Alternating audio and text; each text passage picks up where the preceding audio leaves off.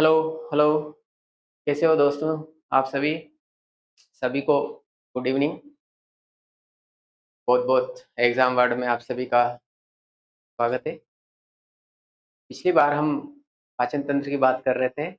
आज हम आपके लिए बहुत ही अच्छा टॉपिक लेके आए हैं, जिसे मानव में ऊर्जा की आवश्यकता की पूर्ति करने में महत्वपूर्ण भूमिका है और वो है श्वसन तंत्र। मानव श्वसन तंत्र, रेस्पिरेटरी सिस्टम के बारे में हम अध्ययन करेंगे।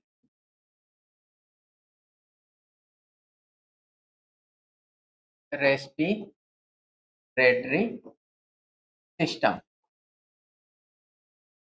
मानव श्वसन तंत्र।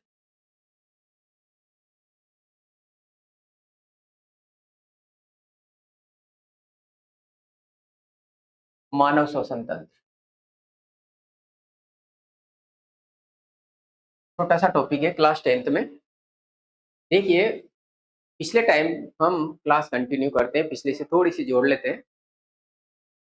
पाचन तंत्र के लास्ट में हम थोड़ा सा एक और रह गया था, दंत शरण, उसके बारे में बात कर लेते हैं और उसके बाद मानव श्वसन तंत्र को जारी करेंगे। ठीक है? दंत शरण, हल्का सा टॉपिक।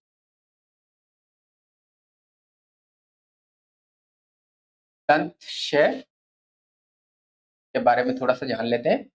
देखिए, जब हम भोजन करते हैं तो भोजन करने के पश्चात दांतों के ऊपर भोजन के कण जमा रह जाते हैं। क्यों रह जाते हैं? क्योंकि दांतों के बीच में थोड़ा-थोड़ा अवकाश पाया जाता है, उसे दंतावकाश कहते हैं। और यदि हम खाना खाने के पश्चात दांतों को अच्छे से साफ नहीं करेंगे तो भोजन के कण उसमें फँसे रह जाते हैं और बैक्टीरिया रात्रि के समय उस पे आके क्रिया करेंगे, अम्ल निर्माण करेंगे और अम्ल दांतों के ऊपर फैल जाएगा। और जो हमारे शरीर का सबसे कठोर पदार्थ होता है जिसे इनेमेल कहते हैं, वो दांतों के ऊपरी परत के ऊपर वहाँ पे ही पाया जाता है और उसे भी यह अम्ल धीरे-धीरे नष्ट कर देता है। इसे ही हम दंत क्षय कहते हैं। अगर हमने खाना खाने के पश्चात दाँत साफ नहीं किए, तो भोजन के कण फँसे हुए हैं, उन पे बैक्टीरिया क्रिया करेंगे और क्रिया करने के पश्चात अम्ल बनेगा और दाँत के ऊपर एक परत जमा हो जाती है। उसे हम प्लांक कहते हैं और लार बनती है मुंह में, वो लार इसको साफ कर देगी, लेकिन प्लांक बनने के कारण वो लार भी साफ नहीं कर पाती है। जब साफ नहीं होंगे लार के कारण और अपन ने खुद ने भी नहीं किए साफ, तो इनेमेल नष्ट हो जाएगा। इसे ही हम दंतक्षय, एक नंबर का छोटा सा प्रश्न कभी कभी 10th बोर्ड एग्जाम में पूछ लिया जाता है, तो आप इसे बता सकते हैं। लिख देते हैं, दांतों की ऊपरी परत, जिसे दंत इनेमल कहते हैं,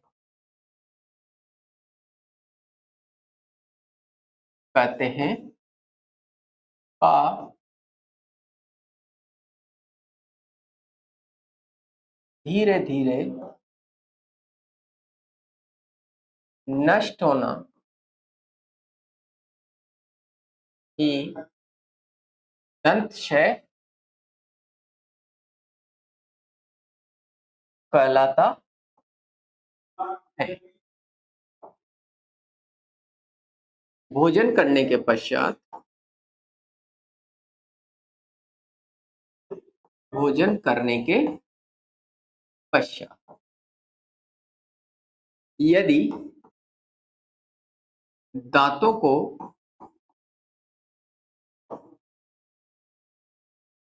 ठीक से साफ नहीं किया जाए तो दंतावकाश में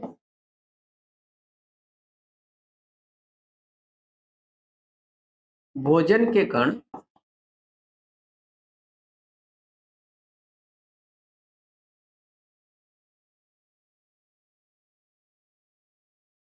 फंस जाते हैं और बैक्टीरिया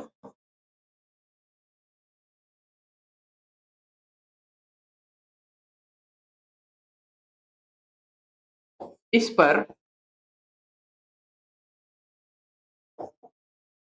क्रिया करके अम्ल निर्माण करते हैं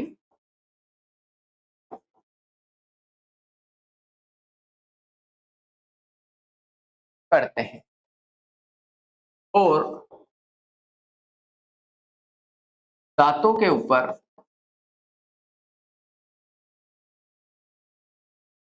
एक परत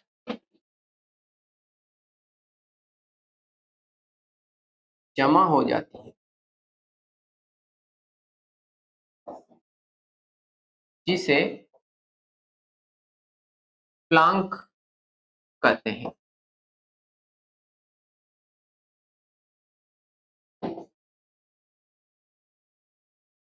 और यह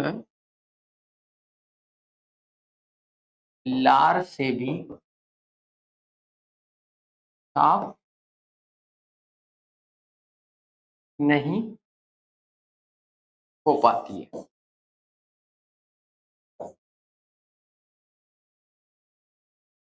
अतः संक्रमण मज्जा तक, दांत की गुहा के अंदर स्थित मज्जा तक पहुंच सकता है।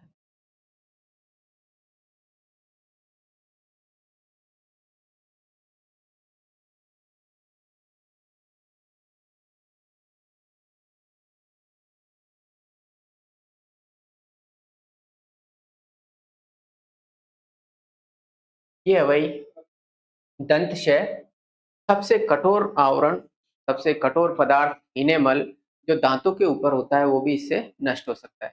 ठीक है, नेक्स्ट पॉइंट अब आ जाता है अपन मानव पाचन तंत्र के पश्चात मानव श्वसन तंत्र। मानव श्वसन तंत्र,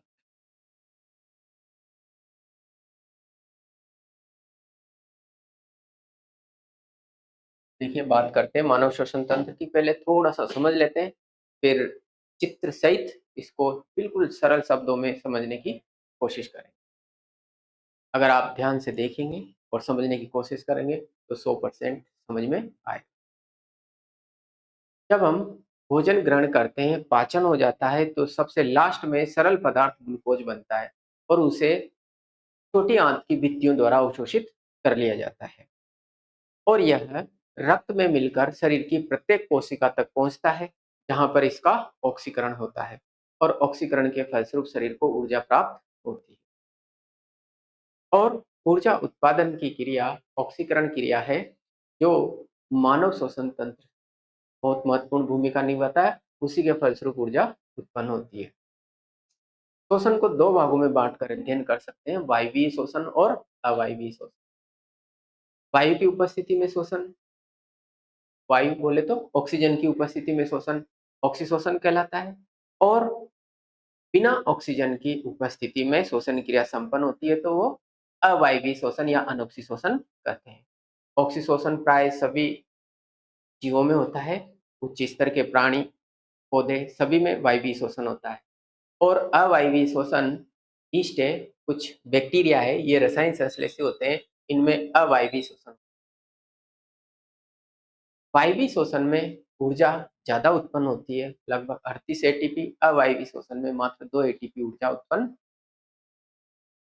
तो मुख्यतया दो प्रकार का श्वसन, वायवीय और अवायवीय श्वसन। श्वसन है क्या सर? श्वसन सिर्फ गैस को अंदर लेना, बाहर छोड़ना ही श्वसन नहीं है।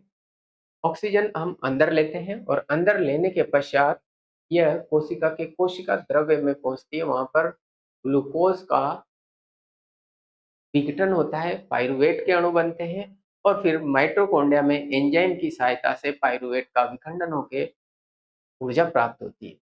तब कहा जाता है कि श्वसन क्रिया संपन्न हुई है। और यह श्वसन क्रिया के फलस्वरूप बना एटीपी का अणु संपूर्ण शरीर को ऊर्जा प्रदान करता है। आइए देखते हैं श्वसन के बारे में। श्वसन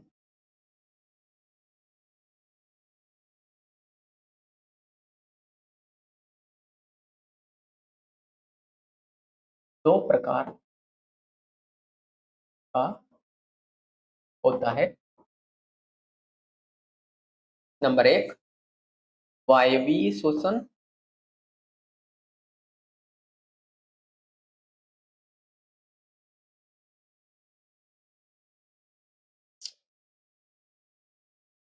ऑक्सीजन गैस की उपस्थिति में संपन्न होता है। ऑक्सीजन गैस की उपस्थिति में संपन्न।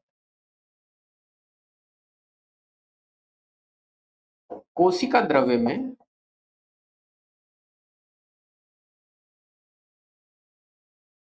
पाइरुवेट का विखंडन माइटोकॉन्ड्रिया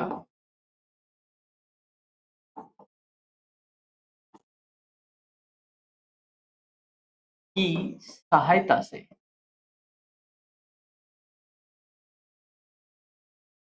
ऑक्सीजन गैस की उपस्थिति में संपन्न होता है। वायवीय श्वसन कोशिका द्रव्य में पाइरुवेट का विखंडन माइटोकॉन्ड्रिया की सहायता से होता है और कार्बन डाइऑक्साइड तथा जल का निर्माण होता है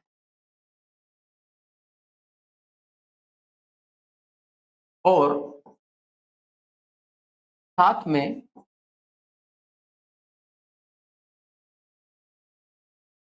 38 एटीपी अणु ऊर्जा का निर्माण होता है। ये होता है भाई वायवीय श्वसन। सभी प्राणियों में संपन्न होती है ये क्रिया, जो ऑक्सीजन की उपस्थिति में ऑक्सीजन गैस अंदर लेते हैं और कार्बन डाइऑक्साइड वापस छोड़ते हैं। ऑक्सीशोषण हो गया है। कभी कभी जब हम बहुत ज्यादा हार्ड वर्क करते हैं, तेज गति से दौड़ते हैं, लगातार काम करते हैं, तो बहुत तेज गति से ऊर्जा चाहिए होती है और ऐसी स्थिति में जब ऊर्जा पर्याप्त मात्रा में नहीं मिलती है, तब मांसपेशियां अनोक्सिशोषण करने लगती है और मांसपेशियों में लैक्टिक अम्ल का निर्माण होता है, अर्थात वहां पर अवायवीय श्वसन की क्रिया संपन्न हो जाती है। हमारे शरीर में कहाँ पर? मांसपेशियों में, जब बहुत ज्यादा ऊर्जा की आवश्यकता है और ऊर्जा पर्याप्त मात्रा में नहीं मिल रही है, तो मांसपेशियां अवायवीय श्वसन करती है और इस दौरान लैक्टिक अम्ल निर्माण होता है और लैक्टिक अम्ल निर्माण के साथ ऊर्जा उत्पन्न होती है, लेकिन कम मात्रा में। और लैक्टिक अम्ल बनने के कारण मांसपेशियों में दर्द होता है, मांसपेशियों में थकान का अनुभव होना इसी के कारण होता है, लैक्टिक अम्ल के कारण। क्रैम्प का कारण भी यही है, तो इसे भी लिख डालिए। वायवीय श्वसन के साथ दूसरा पॉइंट अपना है अवायवीय श्वसन।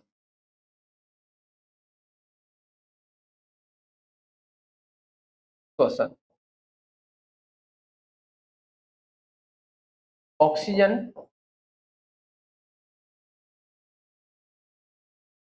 की अनुपस्थिति में संपन्न होता है। अनुपस्थिति में संपन्न होता है अवायवीय श्वसन।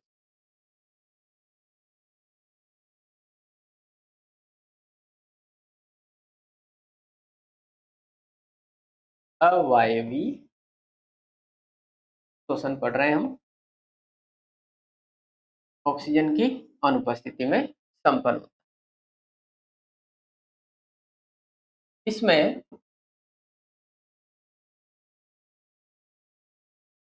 पाइरूवेट का अणु टूटकर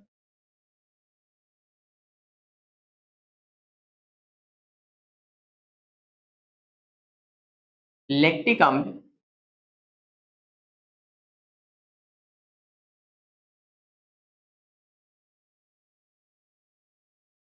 बनाता है। पाइरूवेट का अणु टूटकर लैक्टिक अम्ल बनाता है।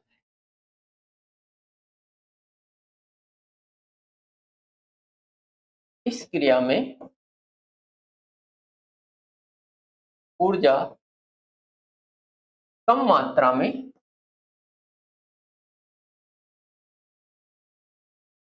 बनती है।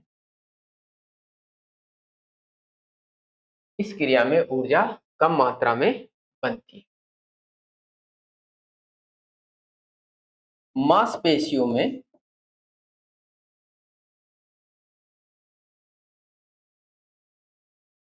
क्रैम्प का कारण लैक्टिक अम्ल ही है।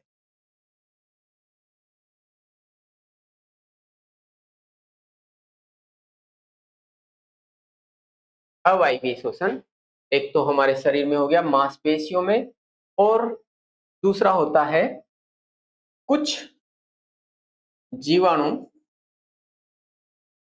और ईस्ट में भी अवायवीय शोषण होता है। अवायवीय शोषण होता है। अवायवीय शोषण होता है। तो जीवाणु अवायवीय शोषण कैसे कर सकते हैं? देखिए भाई, जीवाणुओं में कुछ जीवाणु रसायन संश्लेषी होते हैं। Sulphur purple bacteria sulphur dioxide gas का उपयोग करके वो ऑक्सीकरण की क्रिया संपन्न कर लेते हैं। तो ये हो गया अवायवीय शोषण और वायवीय शोषण। इसको लिख डालिए।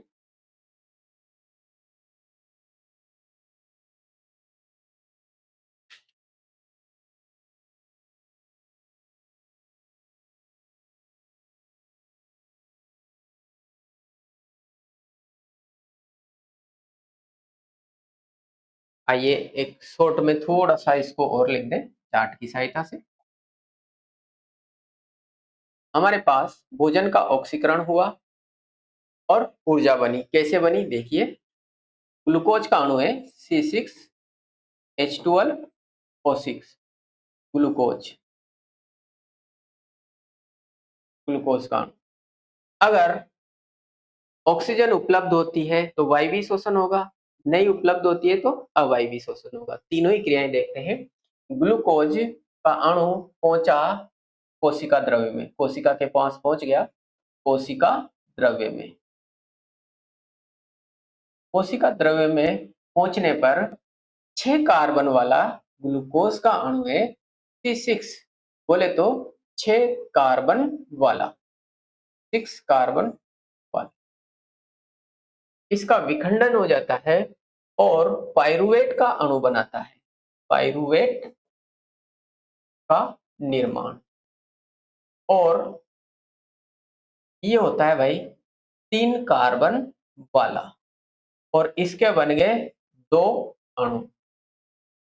पाइरूवेट के अणु का निर्माण हो गया, 2 अणु बने 3 कार्बन वाले, यानी ग्लूकोज टूट गया पाइरूवेट में। कहाँ हुई ये क्रिया? कोशिका द्रव्य के अंदर। अब ऑक्सीशोषण क्रिया संपन्न होती है उच्च प्राणियों में, तो ऑक्सीजन की उपस्थिति में संपन्न होगी, और ये क्रिया संपन्न होती है माइटोकॉन्ड्रिया एंजाइम की सहायता से। तो अगर यहां से देखिए, O2 की उपस्थिति में, ऑक्सीजन की उपस्थिति में माइटोकॉन्ड्रिया में, माइटोकॉन्ड्रिया में, तो वहां पर बन जाएगा CO2 प्लस जल, कार्बन डाइऑक्साइड बनेगी, जल बनेगा और साथ में ऊर्जा निर्माण होगी एटीपी के रूप में। कोशिका की ऊर्जा मुद्रा कहलाती है एटीपी, कोशिकीय ऊर्जा मुद्रा। अगर मनुष्य के अंदर हो रहा है ये और ऑक्सीजन नहीं मिल रही है, ऑक्सीजन की अनुपस्थिति में, O2 की अनुपस्थिति, O2 की अनुपस्थिति, ऑक्सीजन की अनुपस्थिति में कहाँ होता है ये? मांसपेशियों में, मांसपेशियों में। तो देखिए क्या बनता है, लैक्टिक अम्ल बनता है, लैक्टिक अम्ल। कई बार बोर्ड एग्जाम में पूछा गया है मांसपेशियों में थकान का कारण क्या है, लैक्टिक अम्ल। और साथ में ऊर्जा उत्पन्न होती है, लेकिन थोड़ी कम मात्रा में बनती। क्रैम्प का कारण यही है। अगर ये क्रिया मांसपेशियों में न होके, यानी पाइरूवेट का विखंडन हो रहा है और कहाँ हो रहा है? ईस्ट में, ईस्ट के अंदर, ईस्ट में हो रहा है, तो अनोक्सी शोषण होगा ऑक्सीजन की अनुपस्थिति में, ऑक्सीजन की अनुपस्थिति में। तो देखिए क्या बनेगा, एथेनॉल बनेगा, एथेनॉल C2H5OH, और साथ में कार्बन डाइऑक्साइड बनेगी CO2, और साथ में ऊर्जा का भी निर्माण होगा। दो अणु, तो तीन रास्ते हैं भाई, पहला, दूसरा और तीसरा। पाइरूवेट से ऊर्जा उत्पन्न किस प्रकार से होती है, तो सबसे महत्वपूर्ण है ये वाली।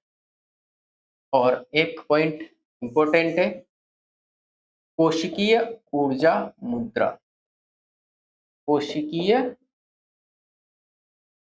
ऊर्जा मुद्रा क्या है भाई? एटीपी, एटीपी कोशिकीय ऊर्जा मुद्रा है, अर्थात सारी की सारी जितनी भी जैविक क्रियाएं, अनुरक्षण की क्रियाएं संपन्न होती है वो एटीपी की सहायता से संपन्न होती है। और इसका पूरा नाम है एडिनोसिन ट्राइफॉस्फेट, एडिनोसिन ट्राइफॉस्फेट।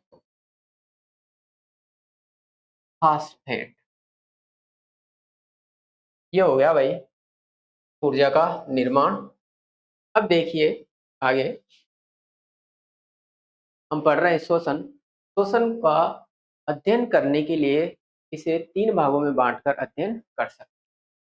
शोषण क्रिया क्या है? तो गैस का अंदर लेना और बाहर छोड़ना नहीं, इसके साथ साथ आंतरिक शोषण, सेलुलर रेस्पिरेशन भी होता है, कोशिकीय शोषण।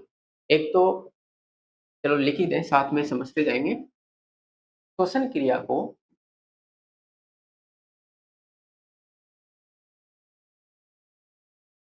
तीन भागों में,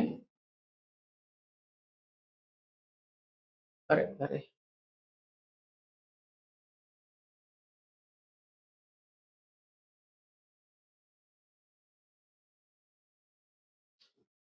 श्वसन क्रिया को तीन भागों में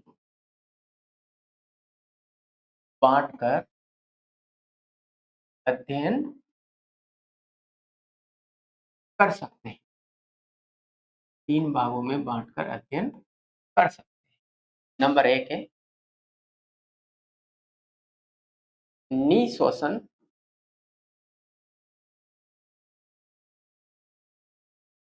या इसे अंतःश्वसन भी कहते हैं, अंतःश्वसन, या इसे इंस्पिरेशन भी कह सकते हैं।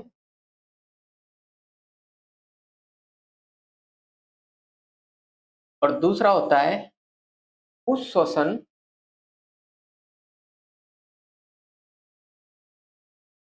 अर्थात एक्सपीरेशन, इंस्पिरेशन श्वास को अंदर लेना, श्वास को अंदर लेना, अर्थात ऑक्सीजन फेफड़ों में प्रवेश कर गई। दूसरा होता है एक्सपीरेशन, CO2 को बाहर छोड़ना। और तीसरा होता है कोशिकीय शोषण, कोशिकीय शोषण। जब माइटोकॉन्ड्रिया की सहायता से कोशिका के अंदर ऊर्जा उत्पन्न होती है तो वो आता है कोशिकीय शोषण के अंतर्गत। माइटोकॉन्ड्रिया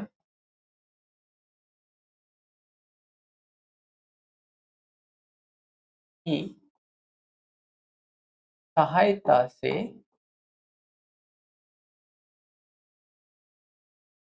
कोशिका के अंदर पाइरूवेट का विखंडन, ये हो गया भाई सेलुलर रेस्पिरेशन। और हमें मिल गई कोशिकीय ऊर्जा मुद्रा ATP। अब नेक्स्ट पॉइंट लेते हैं हम, जो आप बहुत देर से इंतजार कर रहे होंगे, सर मानव श्वसन तंत्र तो पढ़ा ही नहीं। आप तो श्वसन श्वसन पता नहीं क्या क्या लग रहा है। देखिए भाई आ गया मानव श्वसन तंत्र। मानव श्वसन तंत्र, ह्यूमन रेस्पिरेटरी सिस्टम, मानव श्वसन तंत्र।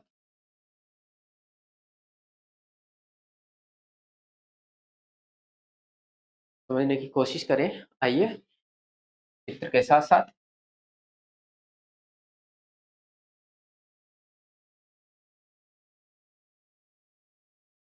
मनुष्य के अंदर मानव श्वसन तंत्र की शुरुआत होती है नासा छिद्र से। नासा छिद्र से वायु अंदर प्रवेश करती है नासिका में, नाक के अंदर नासिका में। और नासिका में होती है नेजो टर्बाइनल अस्थियां जो नासा मार्ग को घुमावदार बनाती है। और नाक के अंदर होते हैं सूक्ष्म छोटे छोटे रोम, महीन रोम होते हैं जो वायु को फिल्टर करने का काम करते हैं। वायु के साथ आए हुए छोटे छोटे धूल के कण या बैक्टीरिया कुछ आ जाए तो उन्हें ये रोम बाहरी रोक देते हैं, फिल्टर करने का काम करते हैं। और फिर नासिका के द्वारा वायु मुख के अंदर पहुंच जाती है फेरिक्स में। फेरिक्स जहां पर श्वसन पथ और भोजन पथ दोनों कॉमन चेंबर है, दोनों एक जगह मिलते हैं। और फेरिक्स से पहुंचेगी श्वास नली ट्रेकिया में, और ट्रेकिया से श्वास नली से पहुंचेगी श्वसनी में। श्वसनियां दो होती है भाई, दाई श्वसनी बाई श्वसनी।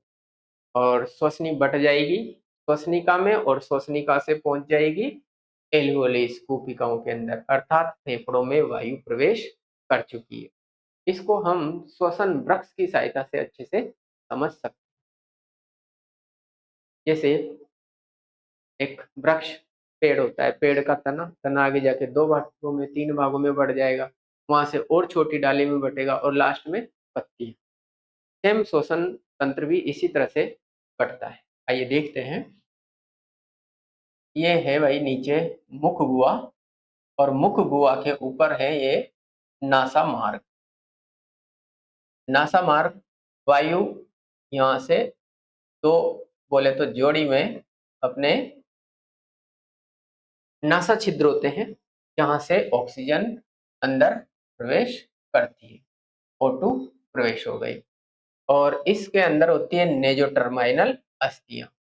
ये है भाई नासा मार्ग। नासा मार्ग बोले तो नाक के अंदर क्या होते हैं, इसमें रोम होते हैं। और यहां से वायु आ जाती है फेरिक्स के अंदर। नासा मार्ग से आ गई फेरिक्स में, बोले तो ग्रसनी, इसे फेरिक्स भी कहते हैं, फेरिक्स। और फेरिक्स से प्रवेश करती है श्वास नली, बोले तो ट्रेकिया। ट्रेकिया के बारे में समझते हैं, आइए। ट्रेकिया एक श्वास नली है जो सी आकार के उपास्थि से बने हुए छल्लों से निर्मित होती है। अर्धवलयाकार छल्ले होते हैं वही सी आकार के, इस तरह से ये छल्ले हैं सी आकार। ये सी आकार के छल्ले श्वास नली को पिचकने से रोकते हैं। क्या काम करते हैं? सी आकार के छल्ले श्वास नली को पिचकने से रोकते हैं। इसे कहेंगे भाई श्वास नली, श्वास नली या ट्रेकिया, श्वास नली या ट्रेकिया। इस श्वास नली के ऊपर यहाँ पर एक ढक्कन लगा होता है जिसे हम एपिग्लोटिस कहते हैं, और एपिग्लोटिस के नीचे वाली ये जगह जहाँ से वायु इस श्वास नली में अंदर प्रवेश करेगी उसे ग्लोटिस कहते हैं। ये है भाई ढक्कन, और इस ढक्कन को हम कहते हैं एपिग्लोटिस, बोले तो घाटी ढक्कन। अभी और इसके बारे में विस्तार से समझेंगे। और ये है भाई घाटी द्वार, इसे हम ग्लोटिस या घाटी द्वार भी कहते हैं, घाटी द्वार या ग्लोटिस। देखिए भाई जैसे ही श्वास अंदर आती है, ये यहाँ पे, तो थोड़ा सा कॉमन चेम्बर है ये, जहाँ पर भोजन पथ और श्वसन पथ दोनों मिलते हैं। जब भोजन मुख गुहा से श्वास नली को पार करता हुआ यहाँ पर ग्रास नली में पहुंचेगा, ये वही ग्रास नाल, इसोफेगस है ये, इसोफेगस। इस इसोफेगस में पहुंचेगा तो भोजन के कण इस श्वास नली में गिरने की संभावना रहती है। तो ये न गिरे, इसके लिए ये एपिग्लोटिस इस श्वास नली को बंद कर देता है और कुछ समय के लिए श्वसन क्रिया श्वास अंदर जाने से रुक जाती है और भोजन के कण भी अंदर गिरने से रुक जाएंगे। तो ट्रैफिक पुलिसमैन की तरह कार्य करता है एपिग्लोटिस घाटी ढक्कन। और देखिए इसी श्वास नली में एक चीज और है जिसे हम स्वर यंत्र या लेरिक्स कहते हैं। कहाँ पे होता है ये? कंठ, कंठ कहते हैं अपन हिंदी भाषा में। यहाँ पर ये उभार फूली हुई संरचना कंठ, ये देखिए भाई,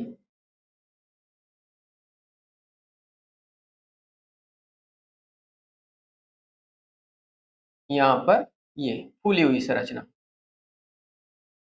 ये कहलाती है कंठ, इसे कंठ कहते हैं। और यहाँ से स्वर उत्पन्न होते हैं, इसलिए इसे स्वर यंत्र भी कहते हैं। स्वर यंत्र बोले तो लेरिक्स, स्वर यंत्र या लेरिक्स कंठ। यहाँ पर मांसपेशियों के बने बारीक बारीक तंतु होते हैं, वीणा के तार के समान। जैसे ही वायु फेफड़ों से बाहर निकलती है, ये मांसपेशियों के बने हुए तंतु कंपन करते हैं और स्वर की उत्पत्ति होती है। लेरिक्स, पक्षियों में, गाने वाले पक्षियों में इसे सिरिक्स कहते हैं। पुरुषों में ये थोड़ा ज्यादा उभरा होता है कंठ, महिलाओं में थोड़ा कम। स्वर यंत्र लगभग 5 सेंटीमीटर का संरचना है। और आगे जाके ये ट्रेकिया श्वास नली दो भागों में बढ़ जाती है।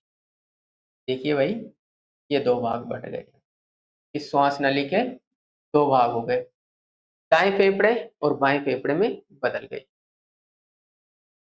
Left right.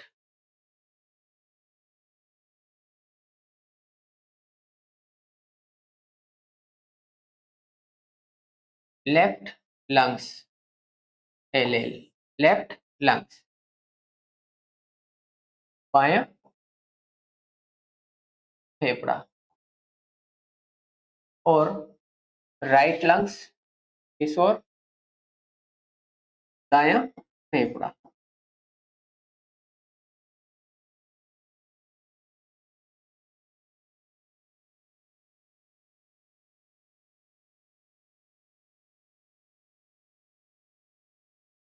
देखिए फेफड़े दोहरी झिल्ली से परिबद्ध है।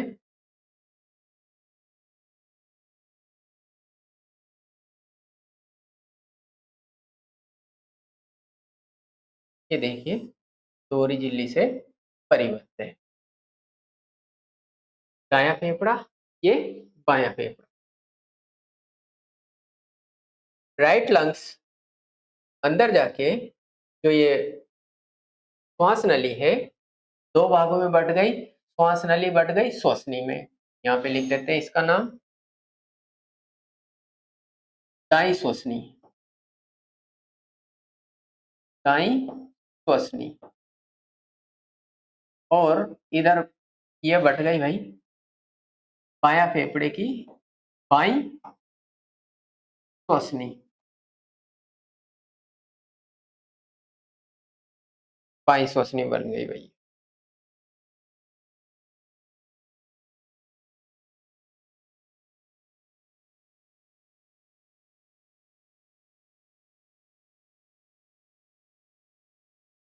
बाईं श्वसनी। देखिए भाई दायीं श्वसनी 3 भागों में बटी होती है। कितने भागों में? 3 भागों में।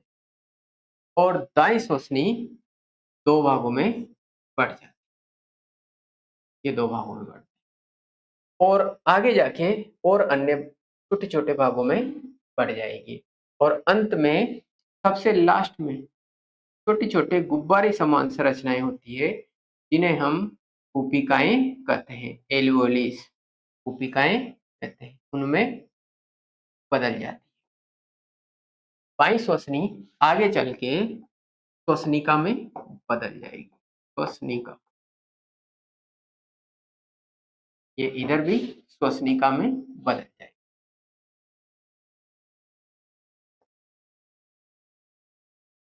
श्वसनिका, दाईं श्वसनी दाईं श्वसनिका में, बाईं श्वसनिका में बदल जाएगी। और लास्ट में ये गुब्बारे समान छोटे से गुब्बारे समान संरचनाएं, फूली हुई संरचनाएं, जिन्हें कूपिकाएं कहते हैं। कूपिकाएं इनमें बदल जाती है एल्वोलीज। कूपिकाओं में बदल जाती है, जिनमें आके अंत में श्वास भर जाती है, ऑक्सीजन भर जाती है श्वसन से बोले तो। और फेफड़ों के नीचे होता है डायाफ्राम। ये है भाई डायाफ्राम, या जिसे हम पर्दा कहते हैं। ये पर्दा या डायाफ्राम। फिर समझिए मानव में 2 फेफड़े होते हैं, 2 लंग्स, दायां फेफड़ा, बायां फेफड़ा, दोनों दोहरी झिल्ली से परिबद्ध होते हैं, बाह्य झिल्ली और आंतरिक झिल्ली। इनमें इन्फेक्शन के कारण श्वसन झिल्ली में सूजन आ जाती है और पानी भर जाता है। फेफड़ों में पानी भरने वाला रोग। अब देखिए दायां फेफड़ा और बायां फेफड़ा बहुत ही कोमल गुलाबी रंग की संरचनाएं हैं, जो थोरेसिक केज, एक पसलियों के बने हुए ढांचे या पिंजरे के अंदर स्थित होते हैं, जो इन्हें सुरक्षा भी प्रदान करती है। फेफड़े कहाँ स्थित होते हैं? वक्ष गुहा में। और वक्ष गुहा के अंदर ही पसलियों का बना हुआ एक पिंजरानुमा संरचना होती है, उसके अंदर स्थित होते हैं ये लंग्स। 2 हैं गुलाबी रंग के, देखिए इस प्रकार की संरचना है। और यहाँ पे देखिए लेफ्ट फेफड़े, लेफ्ट लंग्स के यहाँ पे इस जगह पर थोड़ा सा गड्ढा नजर आ रहा है आपको, ये है कार्डियक नोच। कार्डियक नोच कहते हैं इसे। ये क्यों है भाई, ये क्या है? क्योंकि इस जगह पर हृदय स्थित होता है, लेफ्ट साइड में यहाँ पर हार्ट, हृदय स्थित है। और उसी के स्थान के लिए यहाँ पर थोड़ी सी गड्ढे नुमा संरचना है, इसलिए इसे कार्डियक नोच कहते हैं। आगे देखिए इसको फिर समझते हैं हम। ऑक्सीजन नासिका मार्ग से अंदर पहुंची, नासा गुहा के अंदर, और नेजोटर्बाइनल अस्थियां इस नासा मार्ग को घुमावदार बनाते हैं, ताकि ऑक्सीजन अंदर पहुंचने में ज्यादा समय ले, ताकि इसका तापमान मानव शरीर के तापमान के समान हो जाए, अत्यधिक ना ठंडी हो ना गर्म, नहीं तो ये कोशिकाओं को नुकसान पहुंचा सकता है।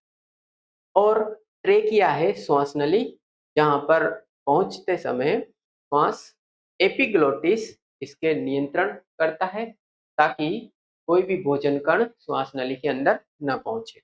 और आगे ट्रेकिया में छोटे-छोटे सूक्ष्म रोम होते हैं जो वायु को फ़िल्टर करने का काम करते हैं और ट्रेकिया के अंदर श्लेष्मा का भी स्राव होता है, जो आने वाले कीटाणु जीवाणुओं को वहीं पर रोक लेते हैं। आगे श्वास नली या ट्रेकिया 2 भागों में बढ़ जाती है, बाईं श्वसनी, दाईं श्वसनी। बाईं श्वसनी फिर आगे जाके 2 भागों में बढ़ गई, 1, 2। बाईं श्वसनी का और इधर दाईं श्वसनी 3 भागों में बँट गई। ये दाईं श्वसनी 3 भागों में और अंत में एल्वोलीज या कूपिकाओं में बदल जाती है। ये कूपिकाएँ छोटी-छोटी गुब्बारे समान ऐसी संरचनाएँ होती है, बहुत ज़्यादा संख्या में है, जहाँ पर ऑक्सीजन अंदर प्रवेश कर जाती है। और फिर भाई क्या होता है आगे इन कूपिकाओं से जुड़ी होती है, ये है कूपिका। कूपिका और इन कूपिका से जुड़ी होती है रक्त केशिकाएँ, बारीक-बारीक नलियाँ। रक्त केशिकाएँ, रक्त केशिकाएँ। ये रक्त केशिकाएँ इन कूपिकाओं से ऑक्सीजन को ले लेती है और रक्त नलियों में पहुँच जाती है, जहाँ पर ये ऑक्सीजन गैस रक्त वर्णक हीमोग्लोबिन की सहायता से जुड़कर संपूर्ण शरीर में पहुंच जाती है और कोशिका को ऑक्सीजन की आपूर्ति करती है, जहां पर इसका ऑक्सीकरण होता है और ऊर्जा का उत्पादन होता है। तो एल्वोली से पहुंचेगी रक्त नलिका में, रक्त नलिका में और यहाँ पर इस O2 से जुड़ जाता है हीमोग्लोबिन। हीमोग्लोबिन हीमोग्लोबिन क्या भाई रक्त वर्णक है जो ऑक्सीजन को अपने साथ जोड़कर संपूर्ण शरीर में पहुंचाने का काम करता है। रक्त वर्णक कौन है? हीमोग्लोबिन। रक्त वर्णक हीमोग्लोबिन, इसी के कारण रक्त का रंग लाल होता है। रक्त का रंग लाल होता है।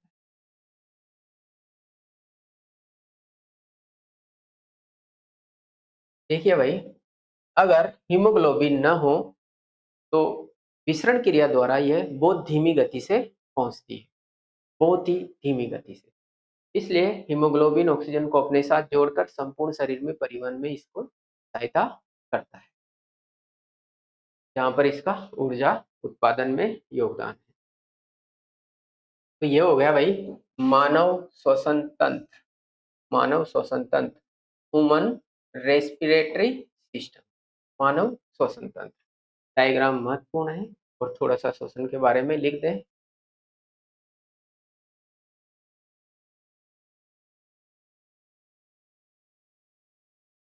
थोड़ा सा लिख भी दें, मानव श्वसन तंत्र। नंबर 1 पॉइंट, नासा मार्ग। तो सबसे पहले वायु नासा मार्ग द्वारा अंदर प्रवेश करती है,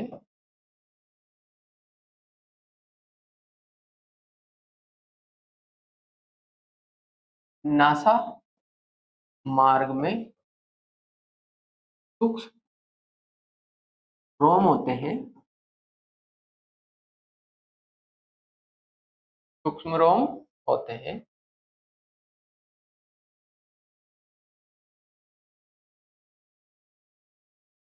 जो वायु को छानने का कार्य करते हैं,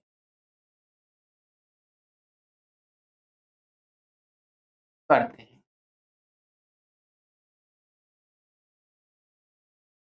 और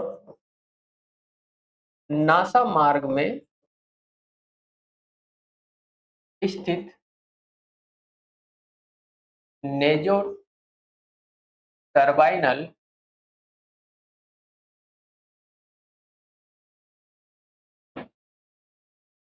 अस्थियां मार्ग को घुमावदार बनाती है। फिर आता है भाई फेरिक्स, या बोले तो ग्रसनी। नासा मार्ग से वायु फेरिक्स में प्रवेश करती है।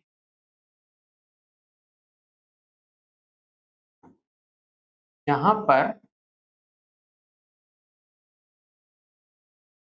श्वसन पथ व भोजन पथ दोनों मिलते हैं। फिर आती है ट्रेकिया, बोले तो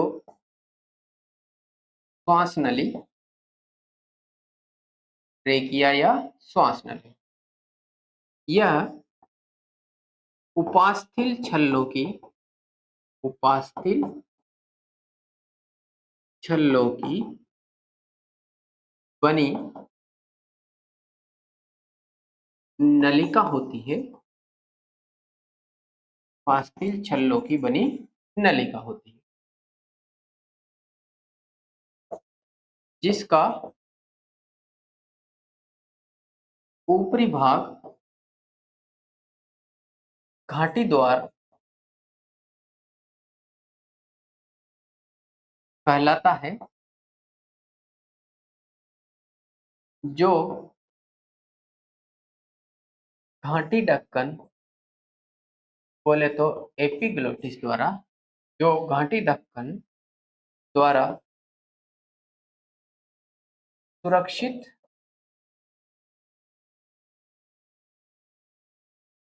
रहता। जब भोजन ग्रहण करते हैं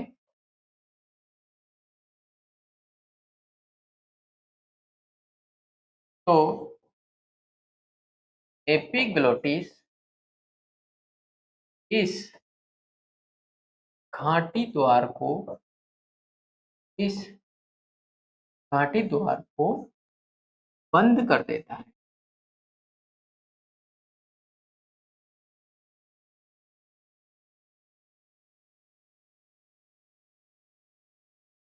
आगे लिखो भाई, श्वास नली में सूक्ष्म रोम व श्लेष्मा ग्रंथियां भी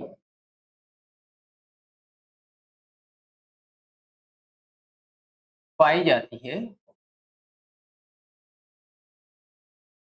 जो वायु को स्वच्छ करती है।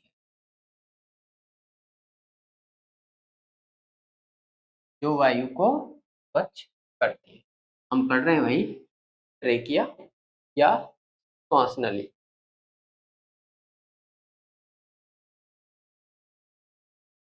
श्वास नली में स्थित, देखिए भाई हम पढ़ रहे हैं ट्रेकिया या श्वास नली उपास्थि छल्लों की बनी होती है, जिसका ऊपरी भाग घाटी द्वार कहलाता है और घाटी ढक्कन द्वारा यह सुरक्षित रहती है।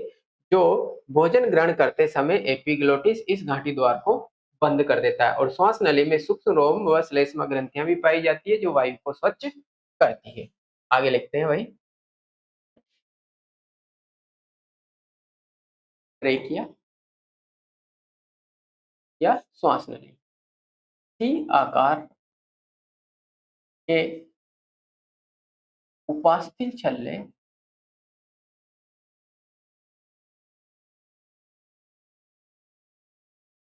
श्वास नली को पिचकने से रोकते हैं, पिचकने से रोकते हैं। श्वास नली में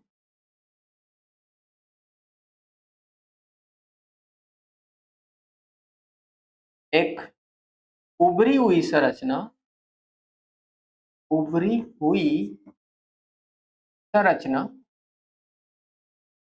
होती है जिसे कंठ या लेरिक्स या स्वर यंत्र कहते हैं, स्वर यंत्र कहते हैं, जहां से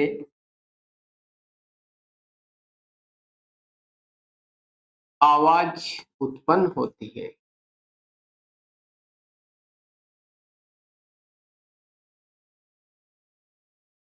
आगे आती है भाई श्वसनी,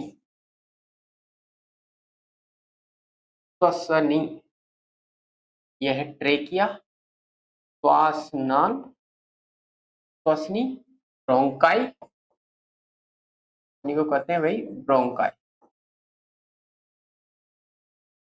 ट्रेकिया दो भागों में बंटकर दाई श्वसनी व बाई श्वसनी में बदल जाती है, बाई श्वसनी में बदल जाती है। बदल गए भाई, ट्रेकिया दो भागों में बदल गई। और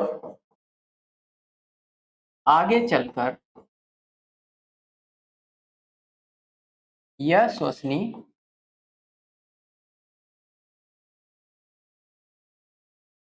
श्वसनिकाओं में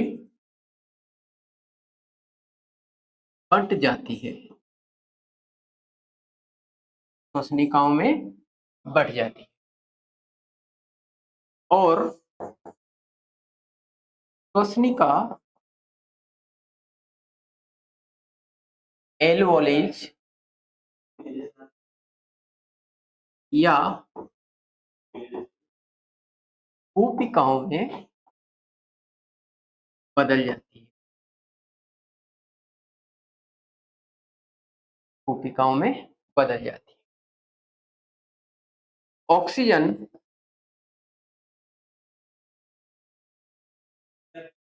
कूपिकाओं में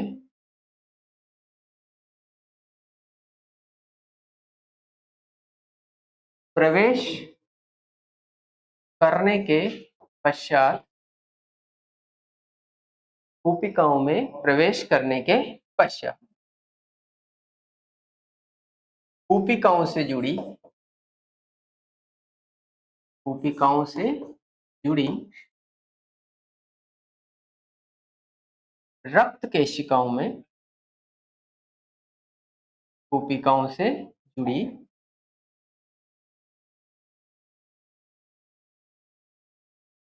रक्त केशिकाओं में पहुंच जाती है,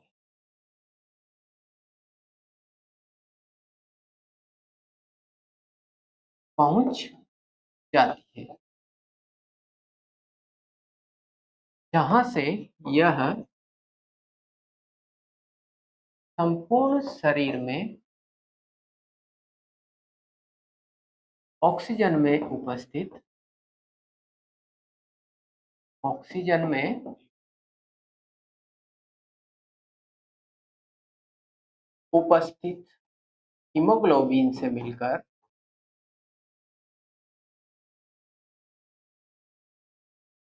हीमोग्लोबिन से मिलकर प्रत्येक कोशिका तक, प्रत्येक कोशिका तक पहुंच जाती है। जब यह ऑक्सीजन प्रत्येक कोशिका तक पहुंच जाएगी, वहां पर भोजन का ऑक्सीकरण होगा। माइटोकॉन्ड्रियल एंजाइम की सहायता से ऑक्सीकरण की क्रिया संपन्न होगी। श्वसन भी एक ऊष्माक्षेपी अभिक्रिया है, इसमें ऊर्जा का उत्पादन होता है और इस तरह से संपूर्ण श्वसन क्रिया समाप्त होती है। मानव श्वसन तंत्र आपको अच्छे से समझ में आया होगा। देखिए एक छोटा सा टॉपिक और है। जब हम धूम्रपान करते हैं तो धुएं में उपस्थित कार्बन मोनोऑक्साइड, कार्बन डाइऑक्साइड अपने फेफड़ों में प्रवेश करती है, जहां पर कोशिकाओं को नष्ट कर सकती है। इसके साथ ही जैसे ही नासा मार्ग में प्रवेश करती है, नासिका में उपस्थित सूक्ष्म रोम नष्ट हो सकते हैं गर्म धुएं से। और अगर सूक्ष्म रोम नष्ट हो जाएंगे तो वायु फिल्टर होने का कार्य समाप्त हो जाएगा और वायु के साथ बैक्टीरिया और अन्य गंदगी फेफड़ों तक पहुंच सकती है, जहां पर संक्रमण हो सकता है। दूसरा कुप्रभाव है कि धूम्रपान के कारण कोशिकाएं नष्ट हो जाएगी। हमारे कोशिकाओं के नष्ट होने से ऑक्सीजन ग्रहण करने की क्षमता समाप्त हो जाएगी और लंग्स कैंसर, फेफड़ों का कैंसर होने की संभावना बन जाती है। अतः धूम्रपान न करें और ना ही दूसरों को करने दें। आप सभी को बहुत बहुत धन्यवाद। श्वसन तंत्र अच्छा लगा होगा, ध्यान से रिवीजन करेंगे, पूरे अंक मिले। थैंक यू सभी को, गुड नाइट।